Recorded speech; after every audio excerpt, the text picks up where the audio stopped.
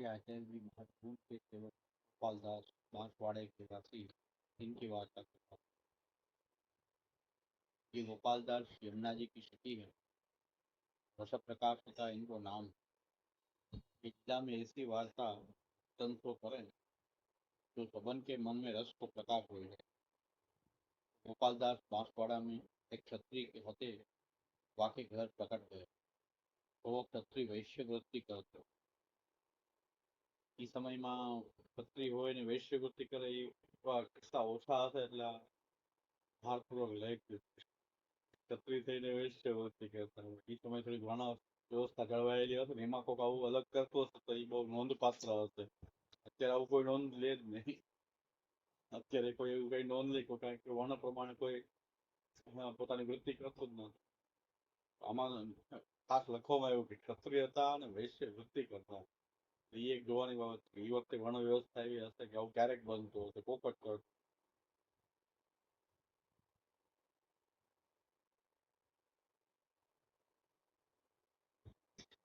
शराब की दुकान करतो तो दास जन्म में तो वो क्षत्रिय के बेटा चार आगे है तो मरी जाते.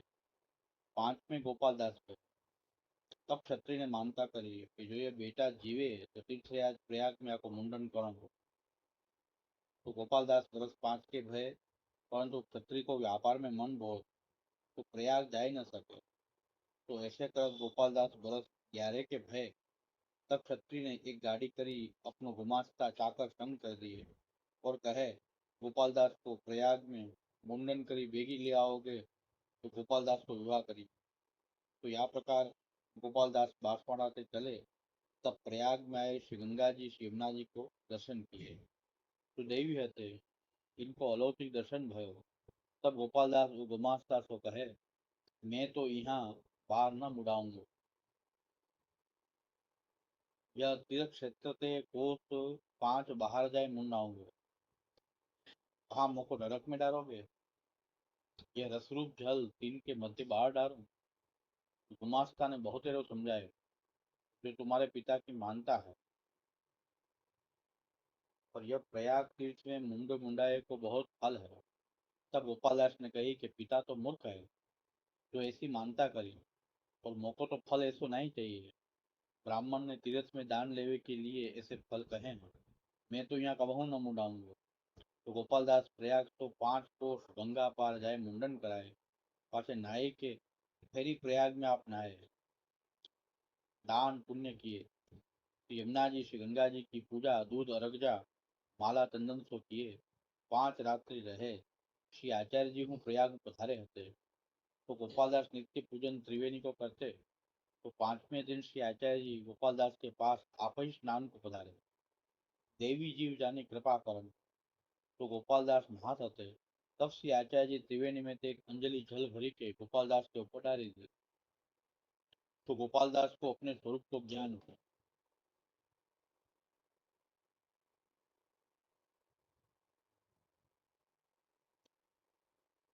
और श्री आचार्य जी के स्वरूप को ज्ञान भयो.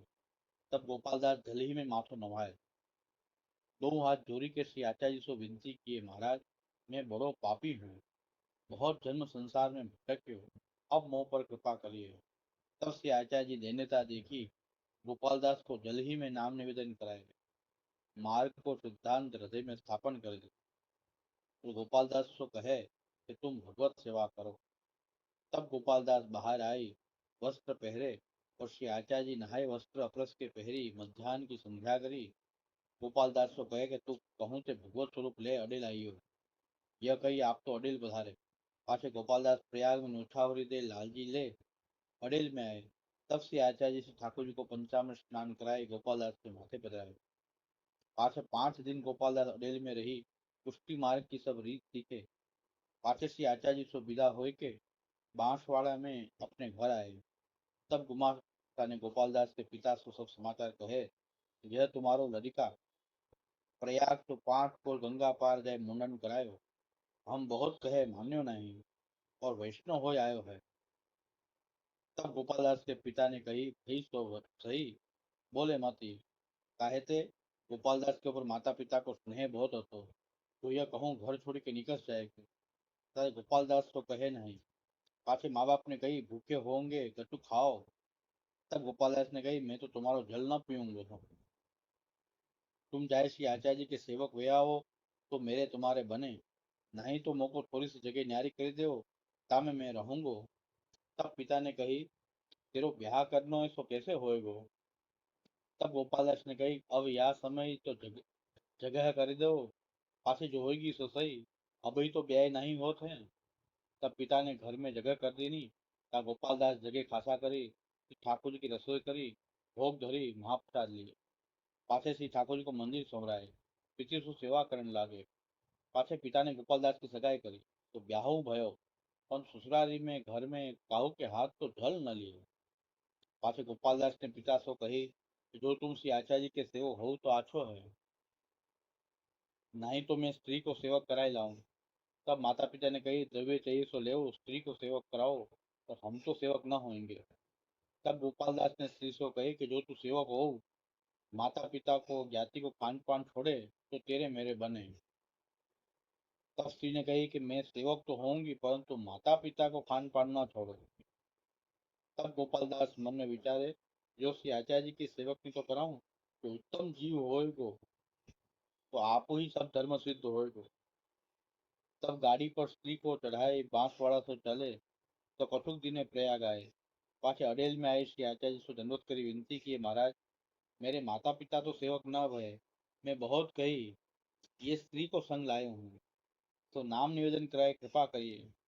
तब श्री आचार्य जी कहे यह तेरी पुष्टि जीव नहीं, तेरी स्त्री पुष्टि जीव नहीं, साथे निवेदन मती करावे, यासो न बने को जहाँ तहाँ खाएगी और नाम सुनाई देंगे, तेरे संबंध सो तेरे माता पिता स्त्री को उद्धार हो, लीला संबंध न होएगो। तब गोपालदास ने कही कृपा करी नाम ही सुनाइए। तब श्री आचार्य जी ने गोपालदास की स्त्री को नाम सुनाए। पाछे गोपालदास कथुक दिन श्री आचार्य जी के पास रही के पाछे विदा हुई बांसवाड़े अपने घर आए, बहुत सेवा करने लगे।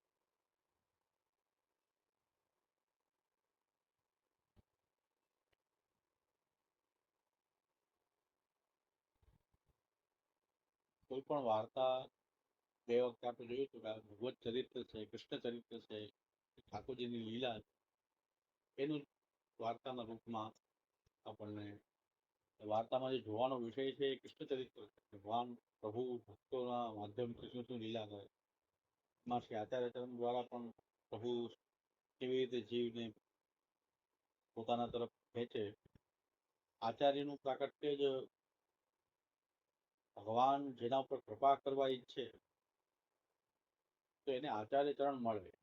અનવતાર કાળમાં આચાર્ય દ્વારા ભગવાન પોતાની કૃપાનો અનુભવ કરાવતા મહાપ્રભુજી દ્વારા જ એ વૈદિક સિદ્ધાંત છે કે આચાર્ય ચૈત્ય વપુષા.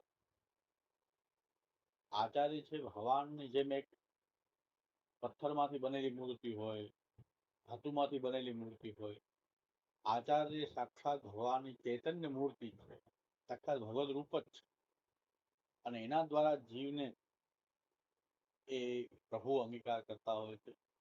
પ્રભુ જેના ઉપર કૃપા કરવા ઈચ્છે ને આચાર્ય ચરણને એનો મુલાકાત થાય, એનો સંપર્ક થાય, આપણું સાનિધ્ય થાય, આચાર્યની સન્મુખ થતા પછી એ ભગવત સન્મુખ થાય. વાર્તામાં પણ આ જ ક્રમ જોવા મળે છે કે જેના પર ભગવાનને કૃપા કરવી છે, દૈવી જીવ છે, પુષ્ટિ જીવ છે, એને આચાર્ય ચરણ પ્રાપ્ત થાય અને આચાર્ય ચરણના સંપર્કથી એને પોતાના દેવી હોવાનું જ્ઞાન થાય. કારણ કે આ ચૈત્ય વપુષા સાક્ષાત ભગવાનની ચેતનમય મૂર્તિ, ઓલા કોઈ જળ પદાર્થમાંથી બનેલી મૂર્તિ છે, આ ચેતનાત્મક મૂર્તિ છે. ઊંચું નીચું કઈ નથી હોતું, ભગવત આવિર્ભાવ બે માં છે, ઓલા સ્વરૂપમાં નથી ને કે આચાર્યમાં છે એવું નથી. આચાર્ય પણ ભગવાનથી એક ચૈતન્યવંતી એ સાક્ષાત ભગવત મૂર્તિ જ છે આચાર્ય. અને આચાર્ય ચરણ પોતે બધા સિદ્ધાંતનું આચરણ કરીને ઉપદેશ કરનારા. આચાર્ય ખાલી ઉપદેશ ના કરે, એનું પોતે આચરણ કરો, જીવનમાં આચરણ કરો અને પછી દૈવી જીવ જાણી અને એનો ઉપદેશ કરે. સીધો ઉપદેશ કરનાર આચાર્ય નથી હોતો અને ઉપદેશ લાગતા નથી. આચરણ કરીને કોઈ બોલતું હોય તો એ લાગતું હોય છે આચરણ કર્યા વગર જે કોઈ બોલે એ ક્યારે લાગે નહીં. એટલે આચાર્ય ચરણે જે આ પોતાના સિદ્ધાંતોનું પોતે આચરણ કર્યું અને ઉપદેશ કર્યો. મહાપ્રભુજી પોતાના બધા જ જીવોને ભગવત સેવા કરવાની આજ્ઞા કરી છે. બધાને મારી પાસે આવો, મારી સેવા કરો એવું ક્યાંય પણ. દરેક ઠાકોરજીની સન્મુખ થાય. દૈવોદ્ધાર પ્રયત્ન મહાપ્રભુનું સ્વરૂપ રહે છે કે કેમ ઠાકોરજી સન્મુખ થાય. એ જ પરંપરા ચાલતી આવી. શ્રી ગોપીનાથજી, કૃષ્ણજી, સાત બાળકો અને બધા હરિરાયજી, પુરુષોત્તમ આ બધા જ પરંપરા જ ચાલતી આવી. પછી જ્યાં ભગવત સેવામાં જીવને જોડવાની ભાવના જે છે એ જ્યાં ખંડિત થઈ, ત્યાંથી ગુરુ શિષ્ય પરંપરામાં બધી વિકૃતિઓ શરૂઆત થઈ ગયા. એક જ ધ્યેય હોય આ પરંપરામાં કે જે કોઈ વૈષ્ણવ જે છે દૈવી હોય, કૃષ્ણમાં રુચિ વાળો હોય, ભગવત સેવામાં રુચિ વાળો હોય, પુષ્ટિ માર્ગમાં રુચિ વાળો હોય, એને પ્રભુ સાથે એનું જોડાણ કરવું, ઠાકોર સાથે કેમ જલ્દી જોડવું હોય એ આપણી આ પરંપરા, ગુરુ પરંપરા પણ કે ઠાકોર સાથે કેમ જોડાય.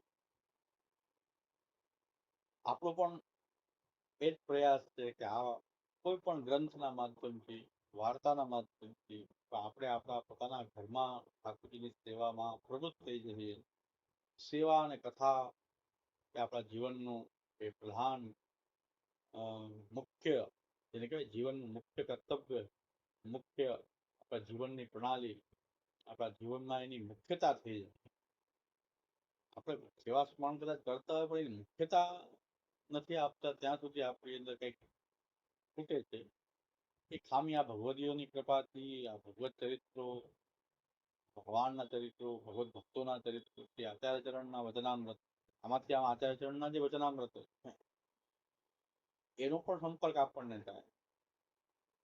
એટલે આ વાર્તાનો વધારેમાં વધારે લાભ આપણને કેવી રીતે પ્રાપ્ત થાય? શ્રી આચાર્ય ચરણનો વધારે શ્રી મહાપ્રભુજીનો આપણને સંબંધ કેવી રીતે થાય? તો આમાં એક વાત આવે છે કે આચાર્ય ચરણે દેવી જીવ જાણી અને એના ઉપર અંજલિ છાંટી. આપણે એમ થાય કે આપણને પણ થઈ જાય, મહાપ્રભુ અંજલિ છાંટી દે તો આપણને પણ સ્વરૂપનું જ્ઞાન થઈ જાય, અને નિત્ય લીલાનું જ્ઞાન થઈ જાય, અને ભગવાનનું જ્ઞાન થઈ જાય. એક વસ્તુ સમજવાની જેવી છે કે શ્રી મહાપ્રભુજીનું સ્વરૂપ જે છે આનંદ પરમાનંદ છે. આનંદનો અર્થ ખાલી અંજલિમાં જ આનંદમયતા આવી જાય એવું નથી, આપણા વચનમાં પણ એટલી જ આનંદમયતા. ગ્રંથ સર્વે રસરૂપ કીધા પોતાને. મહાપ્રભુજીની વાણી જો આપણે જીવનની ધ્યેય બનાવી દે ને ઉતારી લે જીવનમાં, હૃદયમાં સ્થાન આપી દે અને એને જીવનમાં આપણે ઉતારી દઈએ તો અંજલિ લાગી ગઈ. અન્યથા અંજલિ થાકી નહીં આપણને બરાબર. અંજલિથી જે કાર્ય થતું એ જ કાર્ય અહીં મહાપ્રભુજીના વચનોથી થાય, ઉપદેશથી થાય, ગ્રંથોથી થાય. ગ્રંથમાં રહેલી જે મહાપ્રભુજીના વચનો પણ એટલા જ આનંદમય, આનંદ રૂપતા બધામાં સમાન જ હોય. આનંદનો અર્થ એવો નથી ખાલી અંજલિમાં હોય ને એક અંગમાં હોય, બીજા અંગમાં હોય, એવું નહીં. એના સંપર્કમાં જે કંઈ પણ હોય બધું આનંદ રૂપતા એનો સંપર્ક કોઈ પણ રીતે થાય. પછી અત્યારે અનવતાર કાલ હોવાથી ગ્રંથના માધ્યમથી આપશ્રીની આજ્ઞાથી આપણને સાક્ષાત એ વાણીનો સંબંધ થાય. એટલે વાણીને ઓછી માનવાની કોઈ આવશ્યકતા નથી. એટલું જ મહત્વ આ વાણીનું છે. કોઈ ભક્ત છે, ઘણા ભક્તોનું ભક્ત મેળવવા માટે બધા લોકો બહુ દોડે, ભક્ત મળી જાય તો કાર્ય થઈ જાય. પણ 84 ને 252 ભગવત ભક્તો પાસે કોઈ જાય તો ભગવત ભક્તો જે રીતે જીવન જીવતા હોય એમાંથી પ્રેરણા લે અને પોતે પ્રમાણે જીવવાનો સંકલ્પ કરે તો જ ફાયદો થાય. બાકી કેટલા ગમેલા પગ દાબ્યા કાંઈ ન થાય. પુણ્ય ભાવથી ઘણા પગ દાબ, એક પુણ્ય થઈ જાય અને ભક્ત છે તો આપણું કઈ કામ થઈ જાય. પણ ભગવત ભક્ત પાસેથી પ્રેરણા પ્રાપ્ત થાય ને એ એવું જીવન જીવે, એવું જીવવાનો આપણે નિર્ધાર કરીએ તો જ ભગવત સંઘ જે છે કામ કરે, કે ભગવદીયનો સંઘ કામ કરે. અન્યથા ભગવદીયનો સંઘ પણ કઈ કામ કરે. ભગવત ભક્તો પાસેથી તો પ્રેરણા મેળવવી જોઈએ કે એ જીવન જીવી રહ્યા છે, એમને જેવો ભગવત આશ્રય છે, એ એમની જે સેવા કથામાં જેવી તત્પરતા છે એવી તત્પરતા આપણામાં હવે, એવી પ્રેરણા એમાંથી પ્રાપ્ત થાય ને એ પ્રમાણે આપણે જીવન જીવવાનો સંકલ્પ કરીએ ત્યારે ભક્તના સંગ જે છે એ ફલદાયી થાય, અન્યથા ખાલી ભક્તના શરીરનો સંગ જે છે એ ફલદાયી હોતો નથી. એની પાસે જે તેમાં કોઈ ફલ પ્રાપ્ત ન થાય. મેં ઘણી વાર ઉદાહરણ આપ્યું કે ઘરમાં રહેનારા લોકોને સંગ લાગતો નથી. ભગવત ભક્ત જેના ઘરમાં હોય એના ઘરના પરિવારને કોઈ સંગ ન લાગે, કારણ કે એની સંગ કરવાની ભાવના નથી, એને જીવનમાંથી કઈ ઉતારવાની ભાવના નથી. તો એના ઘરમાં તો સાથે જ રહે છે, એટલો સંઘનો પ્રભાવ હોય તો આ બધા ભક્ત થઈ જવા જોઈએ. એમના ઘરમાં જ કોઈ એમને મહત્વ ન આપતું હોય એવું બને, કારણ કે એમને એમાંથી કઈ પ્રેરણાની ભાવના નથી. જેટલા લોકો આવી જાય કદાચ ભક્તનો સંગ જે છે એના જીવનમાં જે રીતે જીવે છે, સેવા અને કથા અને ભગવદ આશ્રય, એમનો જે ભગવદ આશ્રય છે, ઠાકોરજી માલિકનો આશ્રય છે, એમાં એમની જે સેવા અને કથામાં એમની જે નિષ્ઠા છે. આધુનિક સમયમાં ઘણા ભગવત ભક્તો હોય છે, એવું નથી કે ન હોય,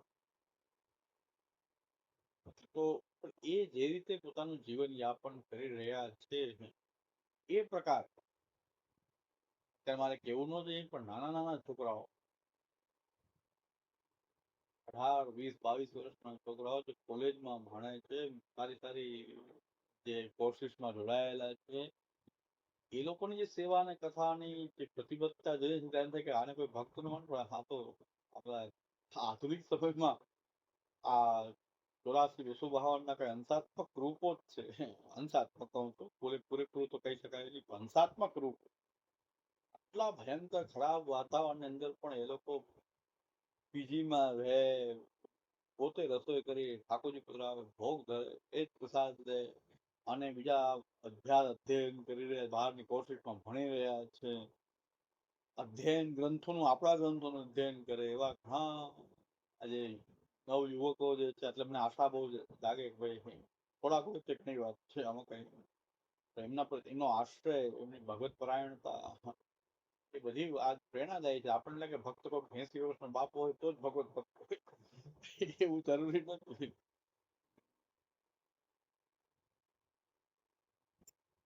એટલે 80 વર્ષે પણ તો લક્ષણ જે પડી ગયા હોય એ જાય, 80 વર્ષે ન ગયા હોય, જે ખોટા લક્ષણ પડતા હોય એ વાંધો ગુલાટ ભૂલે, ગમે એટલો બુઢો થાય પણ ગુલાટ ભૂલે.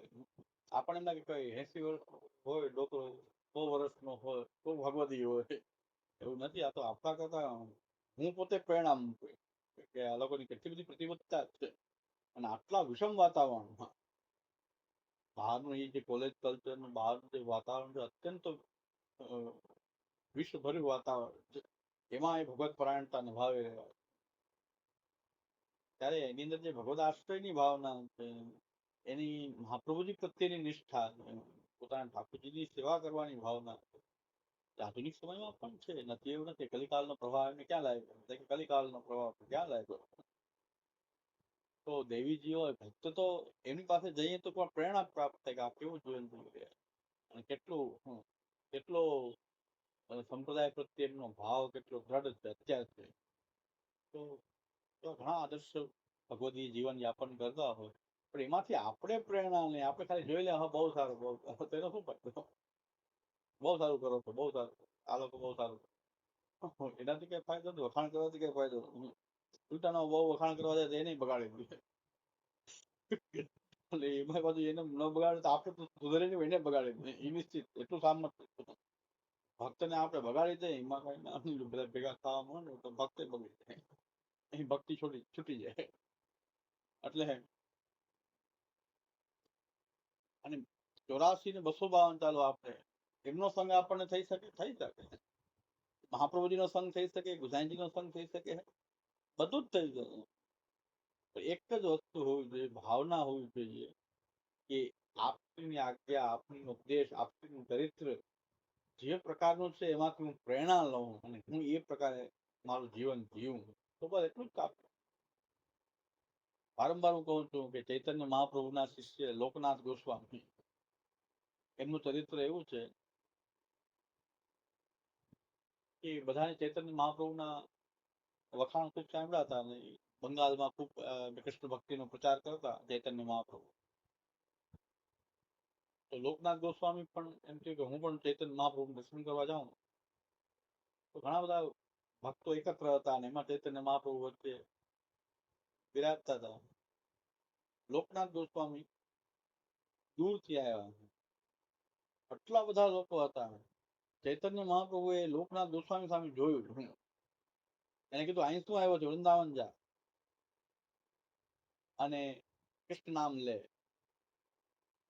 અને વૃક્ષ નીચે નિવાસ કર, યમુનાજીના જલનું પાન કર, મધુ કરી ભિક્ષા લે, અહીં આવવાની જરૂર નથી. દર્શન દૂરથી એટલા લોકો હતા વિખરાયેલા, એમાં તો લોકનાથ ગોસ્વામી દૂરથી આવતા હતા. એક તો આતુરતા પૂર્વક મને પણ કઈક કૃષ્ણ ભક્તિનો માર્ગ મળી જાય, એમની આતુરતા હતી. તો ચૈતન્ય મહાપ્રભુ દૂરથી જ કહી દીધું અહીંયા આવવાની જરૂર નથી, ન ચરણ સ્પર્શ, મારી પાસે પગ પડવાની કઈ જરૂર નથી, વૃંદાવન જા. પોતે બંગાળમાં અને વૃંદાવન જાઓ અને કૃષ્ણ કૃષ્ણ કહે, વૃક્ષ નીચે નિવાસ કર. આવા બે ત્રણ ઉપદેશ કર્યા. લોકનાથ ગોસ્વામી ત્યાંથી જ નીકળી ગયા. હવે ઘરે નહીં જાઓ, વૃંદાવન. ગુરુ એમ આજ્ઞા કહી દીધી કે વૃંદાવન જાઓ. તો તુલસીદાસ ત્યાંથી નીકળી ગયા, વૃક્ષ નીચે, વૃંદાવન એક વૃક્ષ નીચે રહ્યા અને કૃષ્ણ કૃષ્ણ નામ, ન દીક્ષા થઈ ને કંઠી પહેરાવી ને દીક્ષા થઈ, ખાલી કૃષ્ણ નામ લેવાનું, કૃષ્ણ નામ લો. ચૈતન્ય મહાપ્રભુનું ચરિત્ર જે તે હંમેશા બધાને કૃષ્ણ નામ લેવાનું કીધું છે. મારું નામ લેવું તો નથી કીધું, હું પણ આ જ કરું છું, તમે પણ આ કરો. ચૈતન્ય મહાપ્રભુ નામ નિષ્ઠ બહુ હતા. એમણે બધાને કીધું હું જે કહું, પોતે પણ કૃષ્ણ નામ લેતા હતા, બીજાને કૃષ્ણ નામ લેવાનું કહેતા, હરે કૃષ્ણ કહેવાનું. તો લોકનાથ ગોસ્વામી આજીવન વૃક્ષ નીચે નિવાસ કર્યો અને યમુનાજીનું જલનું પાન કરતા, મધુકરી ભિક્ષા લાવીને ભોજન કરતા. પછી ત્યાંના લોકોને ખબર પડી કે આ બહુ ભક્ત, અને ભક્તનો કઈક હંમેશા કોઈ ધર્મ હોય એનો પણ કીર્તિ ફેલી જાય.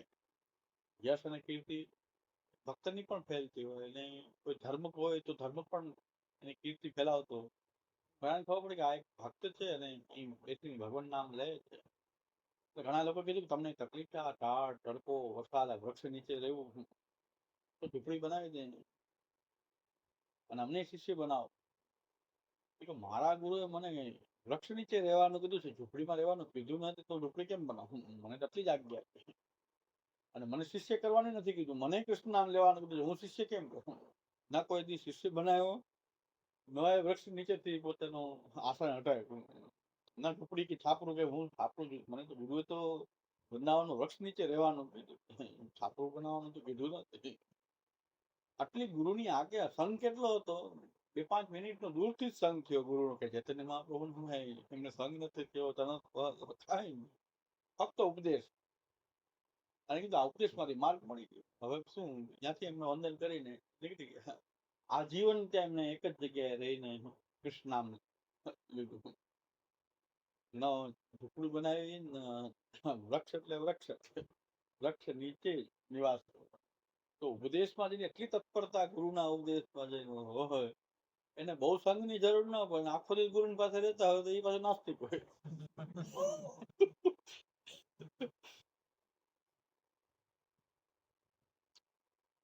જુનાગઢમાં અમારે મહારાષ્ટ્રી અહીંયા જુનાગઢમાં આપણા એ ડ્રાઈવર વૈષ્ણવ ખુલી બિરાજે, એમનું ડ્રાઇવિંગ કરો, ડ્રાઇવિંગ કરે રોજ સાથે જાય, સવારથી સાંજ સાથે જ રહે, પ્રવચન સાંભળે, બધા પ્રવચન સાંભળે, રોજ રોજ ક્યાંક પધારે પ્રવચન કરે. એને પ્રવચન એટલા મોઢે થઈ ગયા. વૈષ્ણવ કોઈ એમ જાય કે પ્રવચન બેસવું કે અહીંયા ન થાય, બેસી જાય ને હું કહી દઉં હાથ બોલ. પણ એને સંગ ન લાગ્યો, એ પ્રવચન મોઢે હતું, કામ જ બોલે, આ વસ્તુ બોલતું આવી આજ્ઞા કરતો.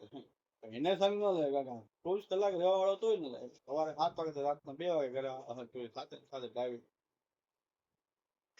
એને કઈ એના જીવનમાં કઈ એવા એને કઈ એવું ભાવે નહીં કે ત્યાં બેસવું, ત્યાં રોજ નું થયું. આ તો રોજ નું થયું.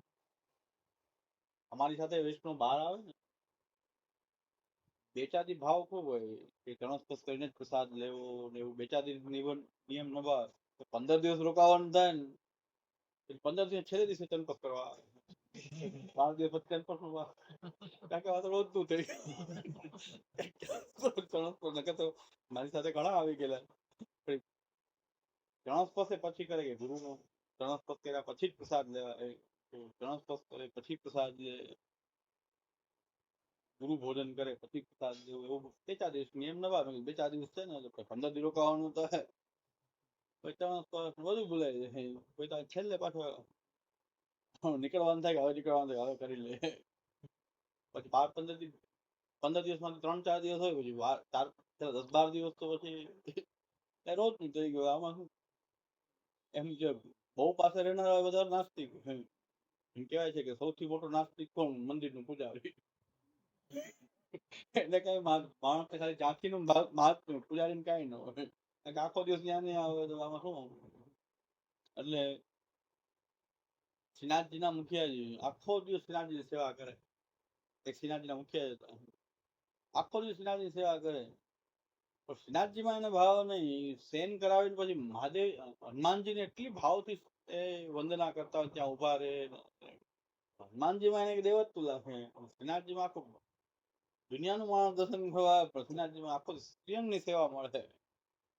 કોઈ એની કઈ મહાદેવ રોજનો ધંધો છે, ત્યાં તો રોજનું શ્રીનાથજીમાં શું હનુમાનજીમાં ભાવ એમને સેન કરાવીને પછી હનુમાનજી બહુ ભાવપૂર્વક વંદના કરે.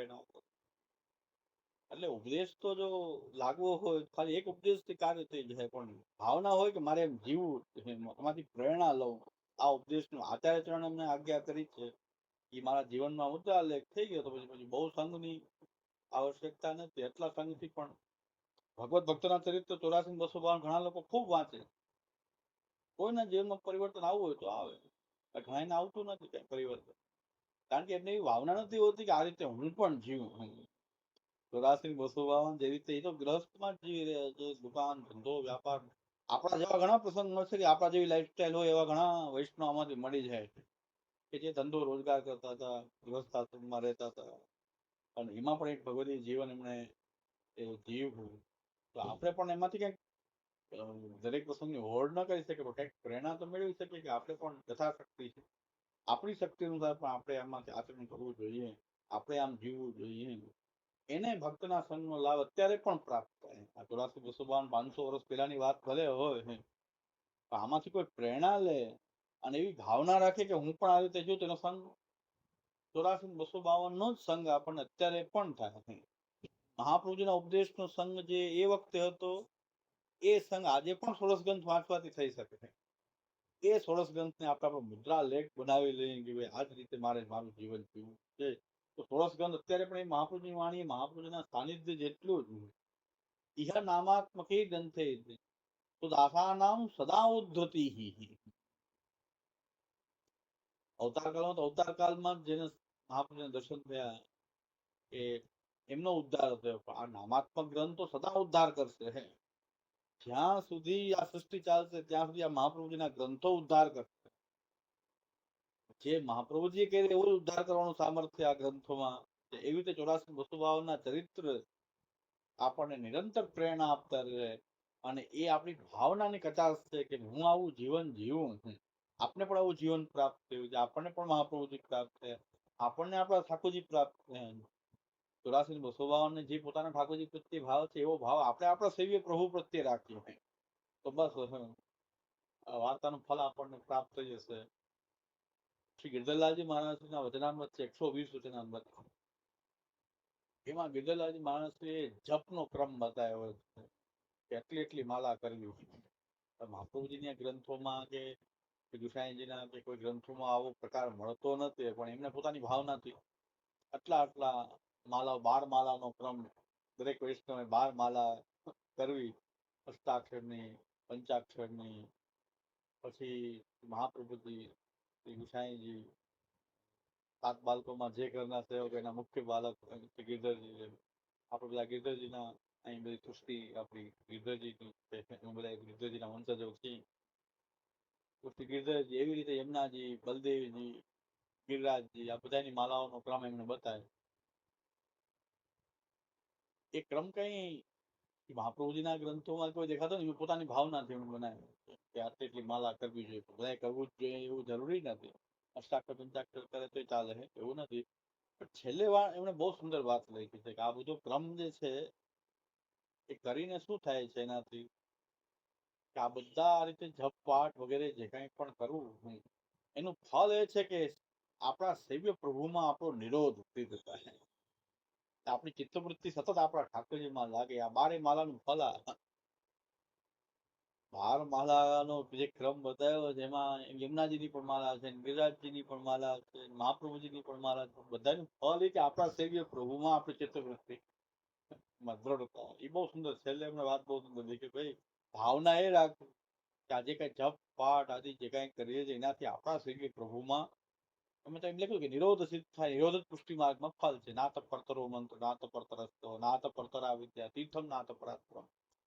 તો એવી રીતે આપણા ઠાકોરજીમાં આપણું ચિત્ત એટલું દ્રઢતાપૂર્વક લાગી જાય કે એનાથી મોટી કોઈ ભક્તિની અવસ્થા, આનાથી મોટી કોઈ ભક્તિની અવસ્થા નથી કે આપણો સર્વસ્વ આ જ લાગે, સતત એની સ્ફૂર્તિ રહે, આપણી ચિત્તવૃત્તિ એમાં જ દોડ્યા કરે આપણા ઠાકોરજીમાં.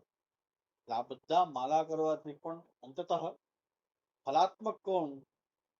આપણા સેવ્ય પ્રભુ જે છે એ જ ફલ. એ બહુ સુંદર એમણે છેલ્લે સમાપન લખ્યું કે આ માલા મેં કીધા ક્રમ તો કઈ ગ્રંથોમાં તો નથી પ્રાપ્ત ને એમને કેમ આવો ક્રમ ભાવનાથી એમને પોતે સમજાઈ ગયું મને કે એમને પોતાની ભાવનાથી પોતે એ રીતે જપ કરતા આપશે એવું કરતા હતા. એટલે એમને કીધું આ રીતે જપ કરવું. આપણે અષ્ટાક્ષર પંચાક્ષર જપની બધી જગ્યાએ મોટા ભાગે તો વાત આવે છે. છતાં એમને એટલી બધી માલા એમ લખ્યું કે બલદેવજીની માલા કરવી હોય તો એને આ રીતે બોલીને માલા કરવી. શ્રી બલદેવાય નમઃ, આચાર્ય ચરણ કમલેભ્યો નમઃ, શ્રી વલ્લભાચાર્યાય નમઃ. મહાપ્રભુજીની માલા કરવી, શ્રી ગુસાઈજીની માલા, શ્રી વિઠ્ઠલેશ પ્રભુ ચરણ કમલેભ્યો નમઃ.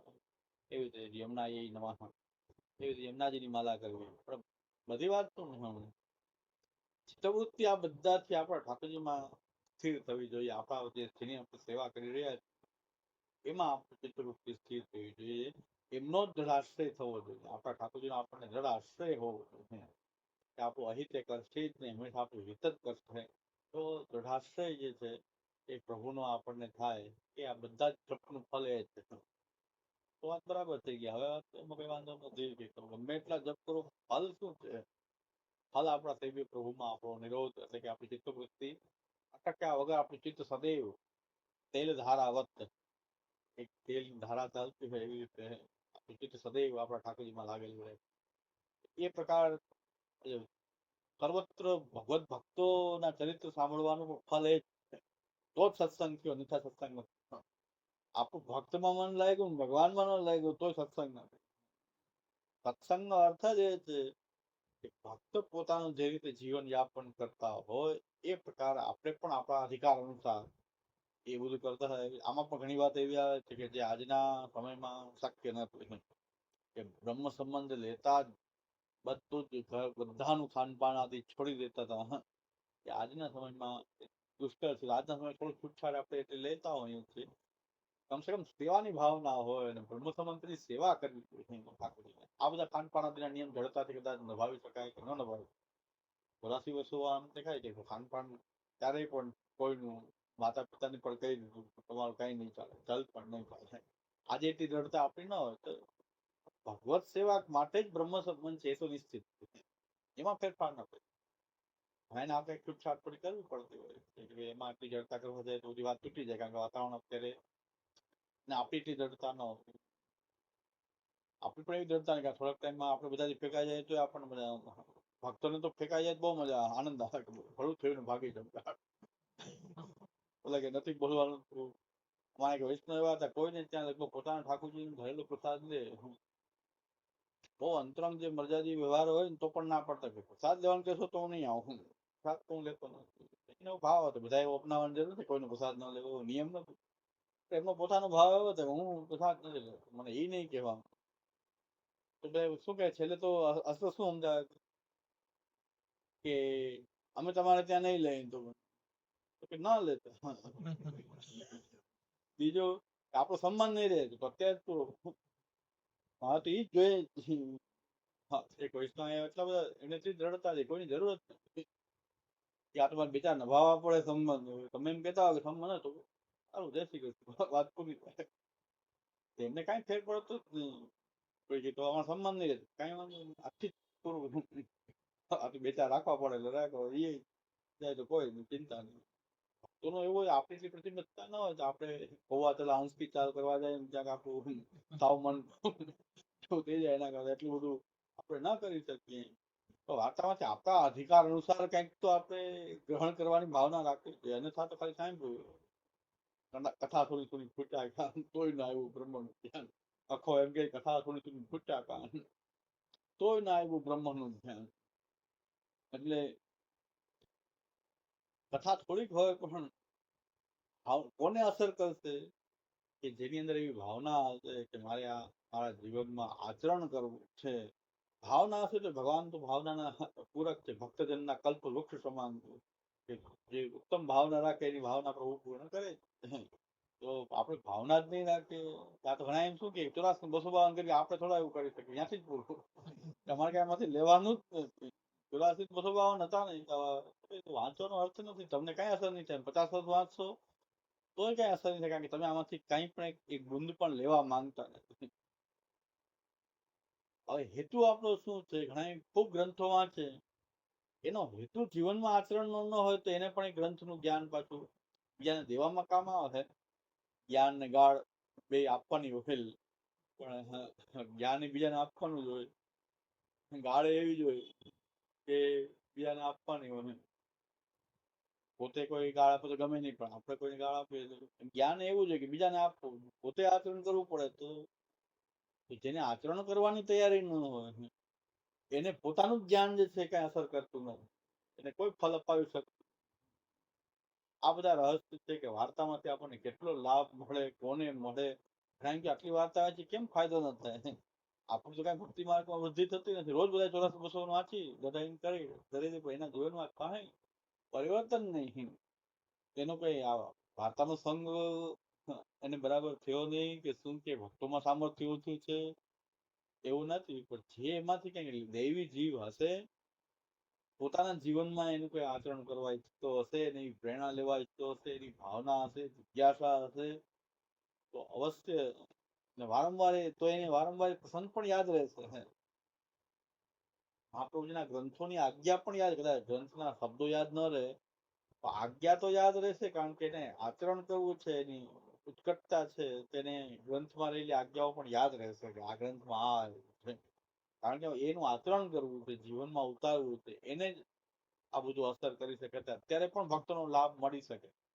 ગમે એવા ભગવદીઓ આપણે તેને કોઈ સાંભળ્યું હોય બહુ મોટા ભગવદી થઈ ગયા ઘણા એની સાથે રહ્યા તો આપણને એમ થાય કે આપણે ન રહી શક્યા અને એ રહ્યા કઈ વાંધો ન પડે. અત્યારે પણ તમે એનો લાભ લઈ શકો કારણ કે એમનું આચરણ છે નિત્ય છે.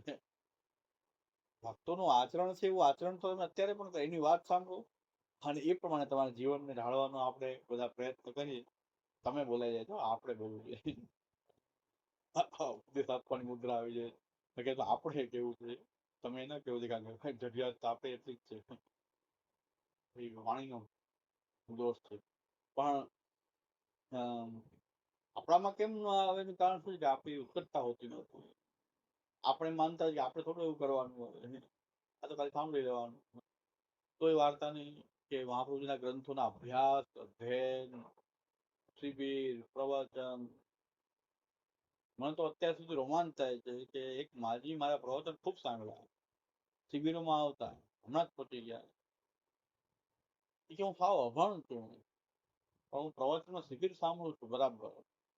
તો મારે કે હું જે સમજી છે મારે કેવું છે. બધા વૈષ્ણવ કહેતા માજી તમે હટો આટલા બધા વૈષ્ણવ ચડપસ કરવાના છે આમ કરવાના તમે હટી જાવ. મેં કીધું કોઈ એને વાત તો કરી લેવા દે એની શું વાત મારે વાત કેવી છે. ભલે ચણસ્પર્શ નું થોડીક વાર પછી રાખો પણ આની વાત કરી છે કરી લેવા દે.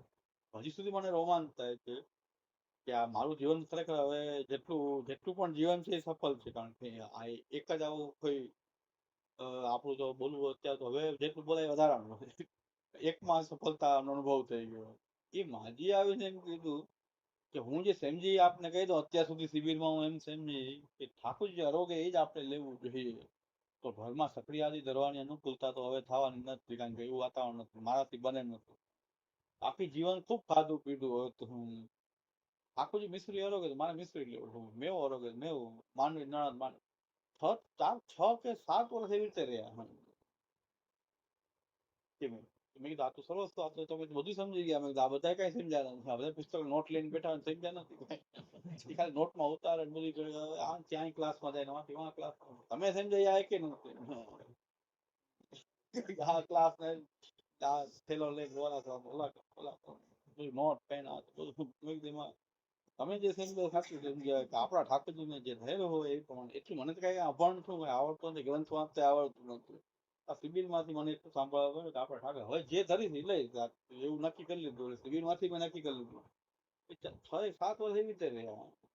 એ ખાધું પીધું ખૂબ, આખી જિંદગી ખાધું. 80 વર્ષ 75-80 વર્ષ થઈ ગયા. હવે શું જરૂર છે? મેવો તો મેવો, દૂધ ધર્યું તું, દૂધ ઘર ધર્યું દૂધ ઘર. એમ જે પ્રભુને ધરે મારાથી બંધ છે હું ધરી અને ઈ જ લઈ. અને થોડા ટાઈમ થયા, કોઈ ઘરમાં અનુકૂળ નતું. થોડા ટાઈમ થયા તો એની ઘરના એ દીકરાની વહુ એને કીધું કે આપણે ચાલો આપણે તમે આ રીતે તમે રસોઈ કરો, ઠાકોર ભોગ કરીને જ લઈએ. કીધું નથી, ઉપદેશ નથી કર્યો. પણ એના પરિવાર અત્યારે બધા જ ચાકરી કરે. અને બીજા છોકરો સુરત રહે છે, એ પણ ચાકરી ભોગ કરે છે.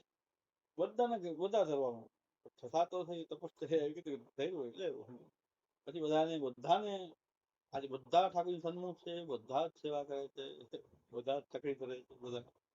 તો મેં કીધું તમે અમારું જીવન સફળ થઈ ગયું, મારું જીવન સફળ કરી દીધું. તમને કોઈ ભક્ત માનતો કે તમે માનતો ઉત્તમોત્તમ ભક્ત ભાઈ ગ્રહણ કરવાની મહત્તા છે. તમને યાદ રાખવાના શ્લોક થી કે કઈ ના થાય. એને કીધું આટલું મેં આમાંથી ગ્રહણ કર્યું કે મારે આમ બાકીનું જીવન મારે આમ જોવું છે. જે થઈ ગયું તો થઈ ગયું, મિશ્રી કરું છું. જયારે જે અનુકૂળતા છે એ ભોગ ધરીશ ને એ જ હું નિર્વાહ એનાથી નિર્વાહ કરીશ. જયારે જે અનુકૂળતા હોય ધરું. તો માંડવી દાણા ને એવું ધરતા ને મેવો માંડવી દાણા એવું જ લઈને એને નિજગર એવી રીતે નિર્વાહ. તો બસ એટલું ગ્રહણ, આટલી શિબિરો કરી તથા ખૂટા ખાન થોઈ. મેં કીધું આમાં કઈ થાય નહીં, ગ્રંથો વાંચીને કઈ ન થાય. તમે એટલું ગ્રહણ કર્યું તો બધું સમજી ગયા. મહાપ્રભુજીનો હાથ સમજી ગયા. સમર્પિત જીવન જીવવું, ઠાકોરજી સાથે આ રીતે જીવન જીવવું, પોતાના ઠાકોરજીમાં તો સર્વસ્વ ભાવ રાખ. એ તો હાર્દ હતું આપણું. મેં કીધું એ તમે સમજી ગયું. મને પણ નથી સમજાણું. મેં કીધું હું આ જગ્યાએ હું તો આ રીતે રહ્યો ન હોત. તમને જો તમારી જગ્યાએ હું હો તો કે હું આ રીતે માનવી નાણા લઈ નિર્વાહ ન કરતો. હું નથી સમજ્યું એટલું તમે સમજી ગયા. મેં કીધું હું આ રીતે જગ્યાએ હોત તો આ રીતે ન રહેતો. ગમે એટલું પ્રવચન કરું એનાથી કઈ ના થાય. તો 84-252 આ વાર્તાઓ ખરેખર સંજીવની છે. એમાંથી આપણે કઈક ગ્રહણ કરવાની ભાવના રાખવો ને જીવતો એ જ સંગ આપણને અત્યારે પણ થશે. આ વાર્તાની બહુ મોટી ઉપયોગિતા છે કે આપણને એ શ્રી મહાપ્રભુજીના વચનોનું કેવી રીતે એમણે જીવનમાં પાલન કર્યું, એનો આ મહાપ્રભુજીની સિદ્ધાંતોનું એમણે જીવનમાં આચરણ કેમ કર્યું, એની આ બધી વાર્તાઓ છે. અને એ વાર્તા આપણને ત્યારે જ લાભ આપે કે જ્યારે આપણે એમાંથી ગ્રહણ કરીએ. અને મહાપ્રભુજીના ઉપદેશોની અસર અત્યાર સુધી થઈ રહી છે. કારણ મહાપ્રભુજી પણ એ આદર્શોનું પોતે પાલન કરીને આદર્શ થાય પાડે. એ ક્યારેય ભૂસાવાના નથી, ક્યારેય એ પુષ્ટિમાર્ગ લુપ્ત થવાનું. ભલે 500 વર્ષ કોના માટે કે જેને મહાપ્રભુના સિદ્ધાંત છોડી દીધા છે એના માટે 500 પૂરા, બાકી ક્યારેય 500 વર્ષ પૂરા નહીં થાય. પુષ્ટિ માર્ગ ક્યારેય લુપ્ત નહીં થાય. કારણ કે શ્રી મહાપ્રભુજીએ પોતે આચરણ કરી અને આ માર્ગનો પાયો નાખ્યો છે. પોતે તપશ્ચર્યા શ્રી મહાપ્રભુજીએ ખૂબ કરી છે. ખુલ્લા ચરણથી ભારતભરનું પરિભ્રમણ, દેવીજીઓ પાસે જઈ જઈને એમને અહીં પણ આવે છે. ગોપાલદાસજીને 5 દિવસ પોતાની પાસે રાખી, એમની પાસે રહીને 5 દિવસ એમને પુષ્ટિ માર્ગની બધી રીતિ શીખવાડી. કેટલો શ્રમ કર્યો છે શ્રી મહાપ્રભુજીએ. અત્યારે અમે લોકો તો એવું કરતા નથી. દરેક વૈષ્ણવને 4-5 દિવસની ઘરે રોકાય છે, એને બધું સમજાવીને સેવા કરીને સેવા શીખવાડીને એટલું બધું તો અમે બધા બ્રહ્મ સંબંધ સેવા કરાવીને પછી ઠાકોરજીના ઉપર છોડી દઈએ કે ઠાકોર શીખવાડશે. અમે એક વસ્તુ શીખવાડતા નથી. ઠાકોરજી પર ભગવાન ભરોસે બધાને છોડી દે કે તમે આવો તમારા ઠાકોરજી તમે સેવા કરો. સેવા કરો એ મૂળ હાથ છે. એટલું શીખવાડી નથી શકતા. જે મહાપ્રભુજી તો પર્સનલ એક એક વૈષ્ણવને આ રીતે મહાપ્રભુજી અહીં ગોપાલદાસજી કે 5 દિવસ આપે બધી સેવાની રીતિ શીખવાડી. આપણે આ વાર્તા સિવાય ક્યાં મળશે આવા? મહાપ્રભુજી 5 દિવસ ત્યાં એમની સાથે રહીને સેવાની રીતિ શીખવાડી છે. આ રીતે સેવા કરો. એ સેવાની રીતિનો બોધ મહાપ્રભુજી ગ્રંથમાં કરેલો છે. ચેત તત્પણમ સેવા તત્સિદ્ધેય તદવિત્તજા. એ તનુવિત્તજાનો પ્રકાર.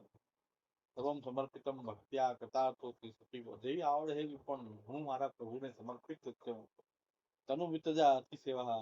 એ મહાપ્રભુજી આપણને પ્રકાર બતાવે છે. ગોપીનાથ પ્રભુચરણ સેવાની રીત પણ સાધન દીપિકામાં બતાવી છે. મહાપ્રભુજી જ બતાવી રહ્યા. મહાપ્રભુજી જ આપણે અત્યારે પણ બતાવી રહ્યા. આપણે એવી ભાવના રાખીએ તો અવશ્ય અત્યારે પણ મહાપ્રભુજી બતાવેલી સેવાની રીત અને સેવા કોઈ પધરાવે પછી આપોઆપ અત્યારે પણ જયારે મહાપ્રભુજી જ આપણે સેવા કરાવતા હોય એમ સેવાનું ધીરે ધીરે બધું જ્ઞાન પણ આપોઆપ થઈ જાય. સેવા કરીએ પછી થાય. સેવા કરતા કરતા આપણને ઘણું બધું પેલા કઈ ના આવડતું ઘણું બધું ખ્યાલ પડવા ઘણું બધું આવડવા માંડે. એ આપણને શું મહાપ્રભુજી અત્યારે પણ આપણને હાથ પકડીને સેવા આપણને શીખવાડી રહ્યા છે. સેવામાં બહારી વસ્તુની બહુ મહત્તા નથી. મહાત્મ્ય છે ભગવત સ્નેહ. આપણા ઠાકોરજીને સર્વસ્વ માનવાનું. તનુવિત્તજા એની સેવા એને સર્વસ્વ સમર્પણ. એ ભાવ આવી ગયો તો સેવાનો હાથ જે છે. ગુસાઈજી પાસે રહેનારા ગુસાઈજીના જલઘડિયાના પુત્ર હતા તુલસીદાસ. બહુ ભોળા હતા. એ ગુસાઈજીના બાળકો સાથે રમતા એટલે ગુસાઈજીના બાળકોના પ્રસાદી વસ્ત્ર પહેરતા એવા કપડા પહેરે એવી રીતે સાથે જ રહે. એટલે એમ લાગે ગુસાઈજીના લાલજી છે. 8 લાલજી સાથે રમતા હોય. 7 બાળકો ને એક 8મા હોય. એમને 8મા લાલજી તરીકે બધા લોકો કહેવા માંડે. 8મા લાલજી. 7 બાળકોને એક ઠાકોરજી ગુસાઈજી પધરાય. ત્યારે એમણે પણ કીધું કે હવે મને પણ તમે 8મા લાલજી તો હું પણ એને એવો ભાવ થઈ ગયો કે હું ગુસાઈજી 8મા લાલજી. તેમને પોતાને એવો ભાવ હું ગુસાઈજીનો પુત્ર. તો 7 બાળકોને એક ઠાકોરજી પધરાયો મને પણ પધરાવો. તો ગુસાઈજી એમને એક સ્વરૂપ પધરાવ્યું. આજે પણ એમનો પરિવાર સેવા કરે. જ્યારે પણ એમનો પરિવાર સેવા કરે છે પોતાના 8મા લાલજીના અષ્ટમ ગાદી અષ્ટમ ગ્રહ ગુસાઈજીનો અષ્ટમ ગ્રહ એમ જ એ લોકો પોતાને માને છે. ભાવના ગુસાઈજી સાથે હજી જોડાયેલી છે. એ ગુસાઈજીનો 8મા લાલજીનો ભાગ. હવે એ ગુસાઈજી પાસે રહ્યા પણ બહુ ભોળા હોવાને કારણે બહુ સેવા પ્રકારનું જ્ઞાન નહોતું. ઠાકોર પધરાવીને હવે તમે ગુસાઈજી કીધું તારા દેશમાં જાઓ સિંધમાં એમને મોકલા ગુસાઈજી તમે તમારે ત્યાં જઈને કોઈ વૈષ્ણવ આવે તો નામ આપજો. હજી લોકો નામ આપે છે. હજી લોકો નામ આપે છે. કારણ કે નામ આપવાની આજ્ઞા છે ગુસાઈજી. ત્યાં જઈને તમે બધાને નામ આપજો. સેવા પ્રકારનું જ્ઞાન નથી એવું લાગે છે વાર્તાઓ પરથી કે સેવા પ્રકારનું જ્ઞાન નહોતું. આપણને સેવા શીખવાડ્યું એટલે આ છે આમ કરવું આ કરવું ભોગ આમ કરવું આ કરવું એ આપણે એને સેવા માનતા હોય. એમને એવું જ્ઞાન તો ગુસાઈજી પાસે રહેનારા હોવા છતાં પણ એવું જ્ઞાન મેળવું નહીં કે એવી રીતે સેવામાં પ્રવૃત્ત નથી. ઠાકોરજીને એમને ભોગ વેરા પોતાના પર ઠાકોર પધરાવીને ગયા અને રોટી કરી અને ભોગ કરી. હવે એમને કઈ સેવા તો આવડતી હતી કેમ ભોગ ધરવું કેમ કરવું. ઠાકોરજીને એમ કહ્યું કે આપ અરોગો નહીં તો ગુસાઈજીને કહી દેજો. ન અરોગો તો હું ગુસાઈજીને કહી દઈશ. અરોગો કાની નથી અરોગો એ વિનતી નહીં ધમકી કે અરોગતો નહીં તો ગુસાઈજીને કહી દઈશ. ઠાકોરજી પણ એમ કીધું જો હું અરોગો છું તો ગુસાઈજીને કહેતો નહીં ગુસાઈજી થી ડરું છું. તો હવે આ શું સેવાની રીત હતી એમથી એટલે મેં વાર્તા લાગી સેવાની રીત આવડતી નહોતી. ગુર્જા સમજાની વાર્તા મેં કે વહુને સેવાની રીત આવડતી. વિનતી નો ભાવ નહીં ધમકી આપતો એવી અરોગો નહીં તો ગુસાઈજીને કહી દઈશ. ઠાકોરજી કે જો હું અરોગો છું ગુસાઈજીને કહેતો નહીં ને હું એનાથી ડરું છું. એવી સેવા કરતા હતા. એના કરતા આપણને સારી સેવાનું જ્ઞાન છે. આપણને તો બધું ખબર પડે મંગલ ભોગ આમ ધરાય ડાબી બાજુ ધરાય ને એવું તો ક્યાં આપણને બહુ જ છે. એટલે કોઈ કહેતું મને સેવા આવડતી નથી આવડે છે વાર્તામાં જોયું તો એના કરતા ઘણું બધું વધારે આપણને આવડતું. એવો ભાવ એ તન્મયતા એ ઠાકોરજીમાં એવો ભાવ અને તન્મયતા આપણામાં. બાકી રીત કદાચ આપણને આવડતી વધારે આવડતી પરે કરતા તો આપણે વધારે જાણતા હોય. પરે વાળો અજવાસી તો એના કરતા આપણે વધુ જાણતા હોય ને બાહ્ય આડંબર તો આપણને વધારે જ આવડે છે. પણ એ જેમનો ભાવ હતો એ આપણામાં કામ છે. એટલે એ ભાવની આપણે ભાવના કરીએ એવો મુગ્ધ ભાવથી ઠાકોર જેવા પ્રસન્ન થઈ જતા હતા ને આપણી ચતુરાઈથી પ્રસન્ન નથી ભગવાન, એના મુગ્ધ ભાવથી પ્રસન્ન થતા. તો વાર્તામાંથી આપણે એ ભાવની ભાવના કરવાનું આપણને મળે કે શ્રી ગુસાઈજીની કહાની ઠાકોરજી કેટલી માને છે. કાંઈ નથી આવડતું તો ગુસાઈજી કે હું ગુસાઈજીથી ડરું છું, ભાઈ ઠાકોરજી પણ એમ કે તું આ ધમકી કે છે તો હું પણ માનું છું ખરેખર હું ગુસાઈજીથી ડરું છું. તો જેવા ભક્ત એવા ભગવાન, તું તો એવા પૃષ્ટિ પુરુષોત્તમ પ્રભુ એવા છે કે જે જો ભક્ત જેવા બની જતા હોય તો આપણા ઘરમાં આપણા ઠાકોરજી આપણા જેવા બનીને આપણે જેવી સેવા કરશું એવો સ્વીકાર કરશે. આપણી અંદર એમાં સર્વસ્વ હોવાનો ભાવ. આ ઠાકોરજી મારા ઘણા બહુ એવું મનમાં છે કે અમને સેવા આવડ, અમને કઈ આવડ કઈ જરૂર નથી, એટલી બધી જરૂર નથી. આ શીખીએ તો સારી વાત છે, ધીરે ધીરે આવડી જશે. તો વસ્તુ એ છે કે આ ઠાકોરજી સર્વ વસ્તુ છે. થોડી થોડી બીજે ભાગો આના કરતા બીજે કંઈક વધારે કંઈક એવું આવ્યું તો ગમે એટલું રીત જાણતા હોય તો શું ફાયદો. બીજે કઈક ઠાકોરજી મોટા છે ને આપણા ઠાકોરજી કઈક નાના ને બીજે દોડો ઠાકોરજી છોડી છોડી. તો ભક્ત આવ્યો તો ભગવાનને છોડી દો, એ ભક્તમય થઈ જાઓ. વલ્લભકુલ આવ્યો તો વલ્લભકુલમય થઈ જાઓ. ઠાકોરજી તરત જ ગૌણ, દરેક વસ્તુ આપણા ઘરના ઠાકોરજી હોય એ સૌથી ગૌણ, એને તરત જ મૂકવા તૈયાર. કઈક પણ થાય મૂકવા તૈયાર. જરાક બીમાર પડે સેવા હવે નથી બનતી, બાકી બધી તો બને જ છે. પેલા ત્યાંથી છટકવાની વાત પેલા, હવે કઈ બનતું નથી કારણ કે તબિયત સારી નથી. દુકાને તો બેઠા હો છો. અમારા કિશનગઢમાં એક ભાઈ છે, દુકાને ટાઈમે ટાઈમ પહોંચે, છોકરા ના પાડે કે દુકાન ન આવો તો મહિને 25,000 આપવું, આ ન આવો એના. એટલા તો કે ઈ ન ચાલે કે થોડા ઉપર હું ન બેસું. છોકરા કે તમે ન આવો તો 25,000 એમને આપું, કે તમે ન આવો કાલે કે તોય જઈને બેસી જાય. મેં પૂછ્યું કે સેવા ઠાકોરજીની સેવા, મેં કીધું આમ તો મને ખબર છે સેન સુધીનો એ લોકોનો ક્રમ છે, મેં કીધું ક્યાં સુધી તમે પહોંચો. હવે મારાથી ક્યાં પહોંચાય છે. ઓલો એટેક આવી ગયો પછી મારાથી કઈ થતું નથી. મેં કીધું દુકાને નહીં જતા હો, ના તમારે જવું પડે. કીધું 10 વાગ્યાથી ત્યાં બેસી જાઓ સાંજના 5 વાગ્યા સુધી. તો આટલું બધું મેં થઈ શકે તો સેવામાં કેમ ન જઈ શકાય. આ ખોટી વાત છે. સેવામાં જવાતું નથી, મારાથી થતું નથી. દુકાને જાઓ છો જ્યાં બેસી જાઓ છો, અને હું આવ્યો તો મારી પાસે રોજ આવો છો તમે સ્કૂટર ચલાવે, બધું સારું જ છે. મેં તો સેવામાં લાગી જાઓ, આ બધી બાધા છોડી દો અને સેવામાં નાઈ લો. આ બધું અહીં ન આવો તો ચાલશે, પછી મેં કીધું આ ખોટી વાત છે, મારાથી નથી થતું. હવે હું મને કે છોકરો પહોંચી લે છે.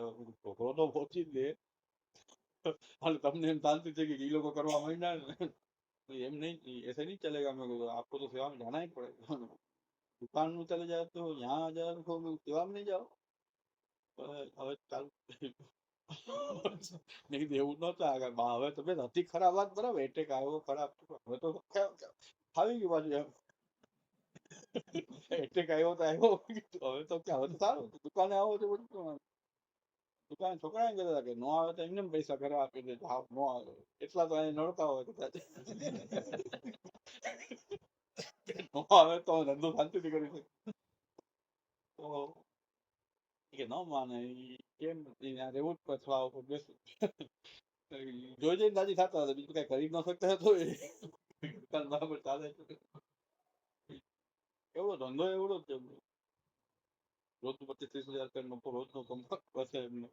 એ બધું ત્યાં પેલા જાવ કે ક્યાંક ઓછું ન થઈ જાય એમાંથી. સેવામાંથી કેવું લાગી ગયા ને છોકરા કરવા માંડ્યા, મારાથી સેવા નહીં થાય. એવું ન ચાલે. એ ચાલુ થઈ ગયા કે હવે સિંગાર સુધી પહોંચીને પછી દુકાને જવાનું. સિંગાર ચાલો કે સિંગાર બંગલા સિંગાર કરી પછી દુકાને જવાનું. હવે એક ઈચ્છા છે કે સાંજની સેવા શરૂ કરી દે. મેં કરી જ દઉં. હા મેં કીધું આપણને પેલું બાનું ઈ આવે, તબિયત સારી ન હોય તો પેલું બાનું સેવામાં બંધ, પેલું ઈ બંધ કરો. ઘરમાં પ્રસંગ આવે ઠાકોરજી પધરાવો બીજે તરત જ સૌથી પેલા ઈ ઠાકોરજી આ બધાનું સર્વસ્વ છોડીને પધાર્યા, વૈકુંઠ છોડીને પધાર્યા, એને સૌથી પેલા ગુણ બનાવી દો. મહેમાન મુખ્ય થઈ જાય, મહેમાન મુખ્ય થઈ જાય, ઠાકોરજી ગૌણ થઈ જાય. આ પરિસ્થિતિ છે. આપણે 84 વાર્તાઓ આપણને જીવન જીવવાનું એક માર્ગદર્શન આપી રહ્યા છે કે એમને બધું જ એક બાજુ છોડી દીધું. લોકમાં જે કઈ થવું હોય તે થઈ જાય. ગોપાલદાસે કીધું ભાઈ મારા તારે કઈ નહીં બને, મહાપ્રભુ સેવક થવાનું નથી, મારા નહીં બને. તો એક દ્રઢતાપૂર્વક એક પુષ્ટિ માર્ગ, હું પુષ્ટિ જીવ છું તો ભગવદ રૂપ સેવા, હું પુષ્ટિ જીવ છું તો ભગવત સેવા મારી માટે પરમ કર્તવ્ય રૂપ, જ્યાં ભગવત સેવા જ તે મારી. તો એવું આપણને થઈ જાય. વાર્તા એટલા માટે વારંવાર પ્રસંગોનું આવર્તન વારંવાર એટલા માટે ખરી કે આપણને પણ એમ થાય કે 84 વિશ્વની વાર્તા ખાલી 84 નથી, આપણી પણ છે. અંશ આપણામાં આપણે એના અંશાત્મક તો છીએ ને, કઈક અંશ તો આવો ને, પૂરેપૂરું નહીં કે અંશ તો આવવું જ જોઈએ. મહાપ્રભુજીની વાત સાંભળે તો મહાપ્રભુજીને કઈક અંશ આપણી અંદર આવવો જોઈએ, પછી મહાપ્રભુજીનો પણ અંશ આપણને આવવો જોઈએ. તો આપણે લાગવું જોઈએ કે આપણે પણ મહાપ્રભુજીના અનુયાયી છીએ. તો એ વાર્તા આપણી માટે એ બહુ મોટું બલ આપે છે કે વાર્તામાંથી કોઈ સિદ્ધાંત નથી સ્થાપિત થતો, એ સમજી લેવાનું છે કે વાર્તાથી કોઈ સિદ્ધાંત સ્થાપિત નથી થતો. સિદ્ધાંત જે 16 ગ્રંથનો છે એને કઈ રીતે જીવનમાં આચરણ કર્યું ભગવદી હોય, આમાંથી સિદ્ધાંત નહીં મળે. આ સિદ્ધાંત નથી કે તીર્થમાં જઈને વાળ ન મુંડાવા, એવો કોઈ નિયમ નથી. તીર્થમાં તો મુંડાવા જ જોઈએ એમ શાસ્ત્ર કહે. આમાં નહીં મુંડાવો, એમનો ભાવ એવો હતો. એનાથી કઈ સિદ્ધાંત એવો નહીં થાય કે આપણે પણ ન મુંડાવવું. આમાં આવે છે કે માતા પિતાનું પણ ખાનપાન હોય, આપણે કઈ આશ્ચર્ય ન હોય તો કદાચ આપણે એવી દ્રઢતા ન હોય તો આપણે એવું ના કરી શકીએ. એમને કહ્યું પણ સિદ્ધાંત એવું નહીં કે કોઈ માતા પિતા આદિ કોઈનું ખાનપાન કરે તો પુષ્ટિમાર્ગમાં ચાલે નહીં, એવું સિદ્ધાંત નથી. સિદ્ધાંત સેવા કરવાનું છે, પણ એમની દ્રઢતા એટલી બધી હતી તો આપણામાં કંઈક તો આપણા અધિકારો આપણે પણ કોઈક એવી દ્રઢતા કંઈક આપણામાં પણ આવે. એટલે સિદ્ધાંત નથી વાર્તા ક્યારેય, વાર્તાથી કોઈ સિદ્ધાંત પણ સ્થાપિત થતો નથી. સિદ્ધાંતનું આચરણ છે. કે જે સિદ્ધાંતનું કઈ રીતે આચરણ, જેમ કે વેદ છે એ મૂળ પ્રમાણ છે અને પુરાણ જે છે એ વ્યાખ્યાત્મક પ્રમાણ છે. મૂળ પ્રમાણ વેદ છે, એની વ્યાખ્યા છે પુરાણ. તો પુરાણ જે છે એ વેદ જેવું, એ વેદ જેટલું એનું મહાત્મ્ય નથી, પણ એ વેદનું અંગ છે. અંગી વેદ છે તો વેદનું અંગ છે. પુરાણ વિના વેદને તમે સમજી ન શકો. પુરાણને સમજવું એટલું જરૂરી છે કારણ કે વેદની વ્યાખ્યા, તો વ્યાખ્યાત્મક એ પ્રમાણ છે. એવી રીતે 16 ગ્રંથની આ જીવનમાં આચરણ કરીને એક સદાચારનું સ્થાપન કરેલી આ વ્યાખ્યાત્મક છે કે મહાપ્રભુના સિદ્ધાંતની વ્યાખ્યા થઈ રહી છે, એનું આચરણ થઈ રહ્યું છે. એટલી આ વાર્તાની મહત્તા છે. અને ગોકુલનાથજી આને સુબોધની કથાનું ફળ કીધું. આ સુબોધની કથાનું આ ફળ છે. અને ગોકુલનાથજી પોતાની વૃદ્ધાવસ્થામાં ગોકુલનાથજીના સેવકોએ વાર્તાઓ લખી. ગોકુલનાથજી કહેતા અને એના સેવકો જે છે એ વાર્તાઓ લખી. ગોકુલનાથજીની ઈચ્છા નથી કે આ લેખિત થઈને બહાર આવે છે, પણ નિજ પરિકરને આ સંભળાવતા હતા વાર્તા ગોકુલનાથ. એમાં એમના સેવકોએ વાર્તા લખી દીધી. ગોકુલનાથજી જે કઈ આજ્ઞા કરતા એ બધું લખી દીધું. અને પોથી ગોકુલનાથજી પાસે આવી તો ગોકુલનાથજી એ પોથી લઈ લીધું અને એ આપની વૃદ્ધાવસ્થાની અંદર એ પોથીને રોજ માથે લગાવતા અને પાછા અંદર પધરાવી દેતા. રોજ આ પોથીને માથે લગાવતા, ભક્તોની કથાને એ આપ માથે લગાવી અને એ અંદર રાખી દેતા. કારણ કે પ્રકટ થાય એ વખતે એમની ઈચ્છા નથી કે આ બધું પ્રકટ થાય, કારણ કે નિજ પરિકર સુધી જ રહે એવી ઈચ્છા આપની હતી. અને આપને પણ એમની કૃપાથી આજે આપણને આ મળી વાર્તા. ગોકુલનાથજી સેવકોએ લખી તો પણ એમાં કઈક ઠાકોર ઈચ્છા કે આપણા સુધી આ પહોંચી, નહીં તો આપણું બહુ આપણું જીવન અધૂરું રહી જાય. આ વાર્તાઓ ન મળી હોત તો આપણા જીવનમાં મહાપ્રભુજીના સિદ્ધાંતની વ્યાખ્યા કેમ થાય એ આપણે 16 ગ્રંથને બરાબર સમજી ન શકીએ. ગ્રંથોથી વાત સમજાય જ નહીં જો આ બધા પ્રસંગો ભગવદીઓના આપણને. અને ભગવદીઓનો સંગ આજે દુર્લભ થઈ ગયો. ભગવદીઓનો સંગ બહુ દુર્લભ છે. અને કલિકાલની અંદર બહુ જે પ્રચાર જેનો થવા માંડે તો કાલ એવી અસર ઊભી કરે. આ કાલ જે છે ને ખલ ધર્મ વાળો છે કલિકાલ. અને કલિકાલ જ્યાં અધર્મ થાય એને ખૂબ પ્રોત્સાહન આપે. એટલે જ્યાં ધર્મનું આડંબર હોય ત્યાં એનો ખૂબ પ્રચાર થાય. લોકોને લાગે આ ધર્મ છે, પણ કે આડંબર કલિકાલ તો બધાને ધર્મથી વિમુખ કરવાનું હોય ને, એ આડંબરમાં જ બધા ફસાયેલા રહે. કલિકાલ એવું ધર્મ છે. કલિકાલ કલિકાલ જે છે એ આડંબરમાં બધે ફસાયેલા રહે. કાલ તો એવું છે કે બધા બહિર્મુખ થાય. કાલ બધાને બહિર્મુખ કરવા વાળો, છેતરવા વાળો છે કાલ.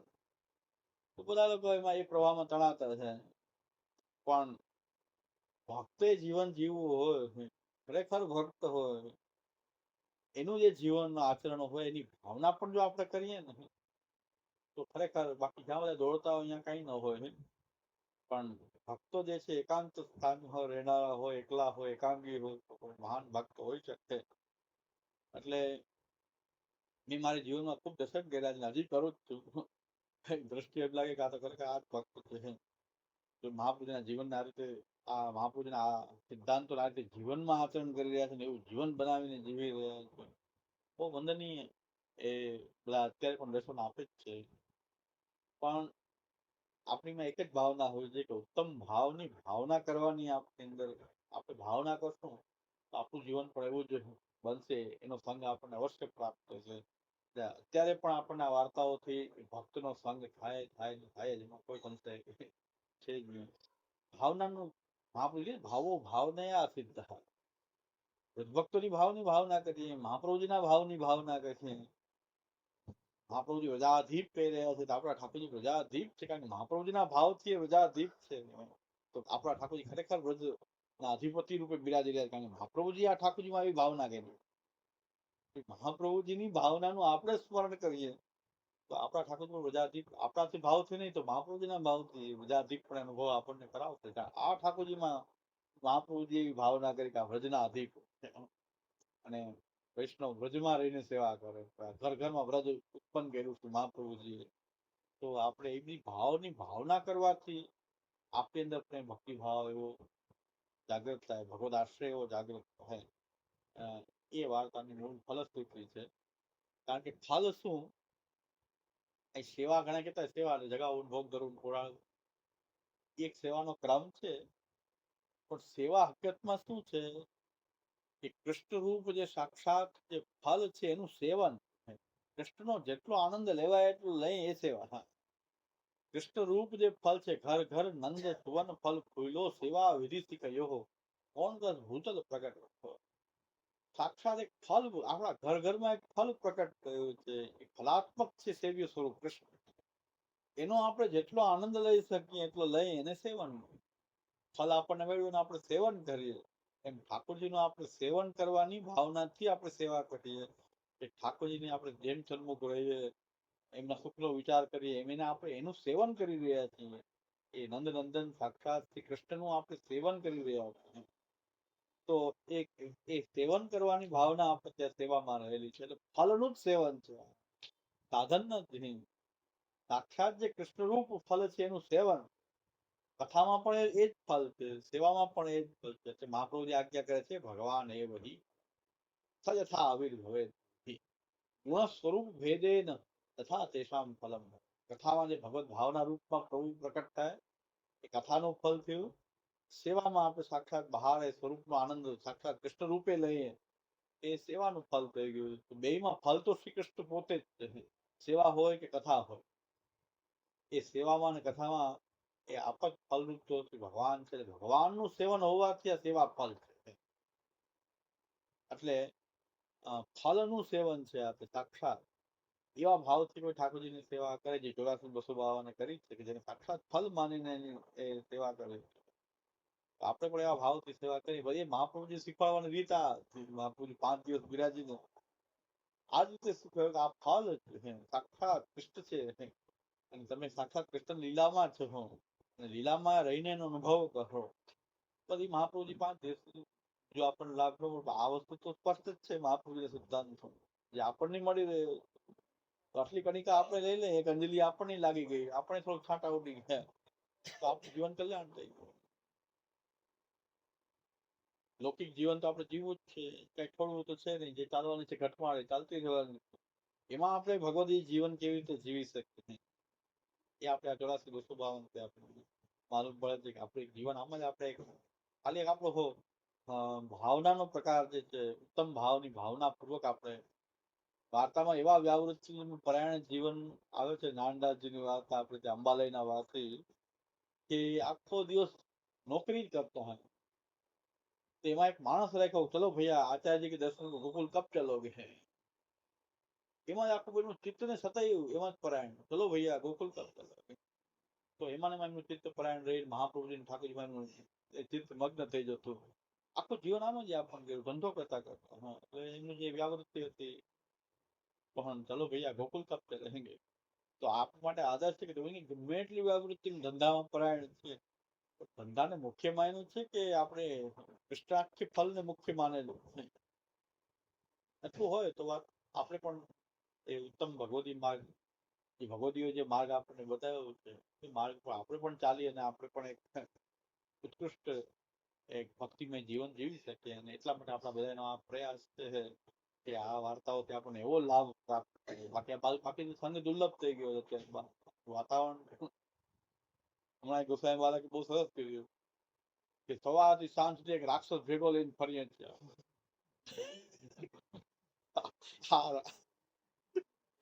સાચી વાત છે, ઉઠે ત્યાંથી જ શું આવ્યું, હવે ઉઠીએ ત્યાંથી પેલા હાથ આપણો આમ જાય, કાકા ખ્યાલ રાખવાની ટેવ નથી રહી ને, મારે હાથ તો આમ જ જાય, કેટલા વાગ્યા એક ઈ જોવા માટે પણ રાક્ષસ તો લેવો જ પડે।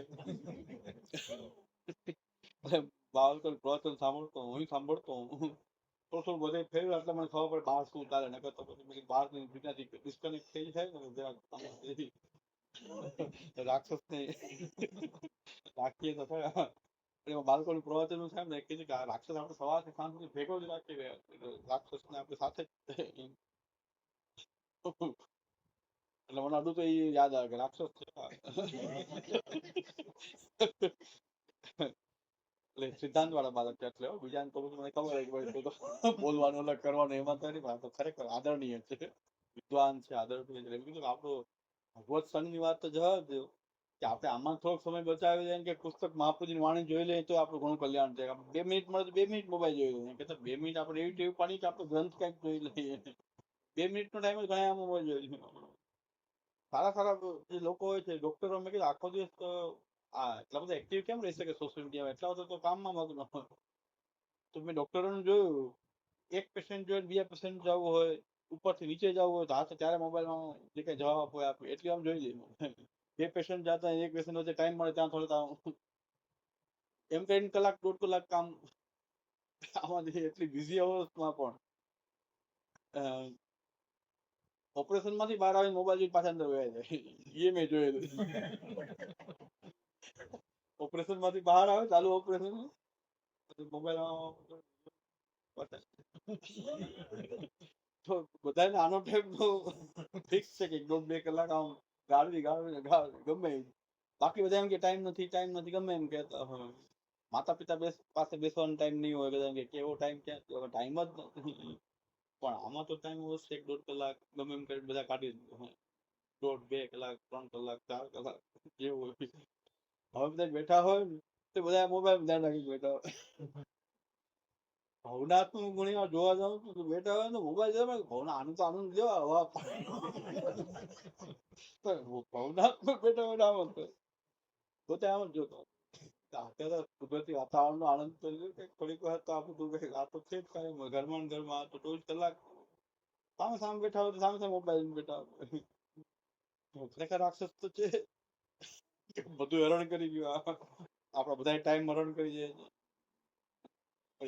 એ સમય એમનું કહેવાનું એમ હતું કે એટલો સમય પણ આપણે કે આપણા ગ્રંથ જોવામાં કે ભાઈ આપણો ટાઈમ મળ્યો 2 મિનિટ તો 2 મિનિટ, 5 મિનિટ તો 5 મિનિટ, કંઈક ગ્રંથ જોઈએ, મહાપ્રભુજી માર્ગ વૈષ્ણવ છે, પુષ્ટિ માર્ગી છે, તો એટલે એમને એ રીતે સમજાવતા હતા, સાચી વાત તો સાચી, ઘણી સાચી, એટલે 84 252 આ વાર્તાઓ એમાં ત્યાં બધા આપણને સમજાયું છે, બધા ગૂઢ રહસ્ય આની અંદર રહેલા છે, વાર્તાનો કેમ ઉપયોગ કેવી રીતે ફલ થાય છે, કોઈ આપણને એમના મને ભગવદીનો સંગ આપણને નથી, એ વાત ખોટી છે, આપણને મહાપ્રભુજીનો સંગ છે, ભગવદીનો સંગ છે, શ્યામનાજીનો સંગ છે, બ્રજભૂમિનો સંગ છે, તો શું જોઈએ, એક જ જોઈએ કે આપણી પ્રતિબદ્ધતા ભાવના, આપણે કાલને દોષ દેતા હોય, કાલ આપણને બાધા કરી શકે એવું ના,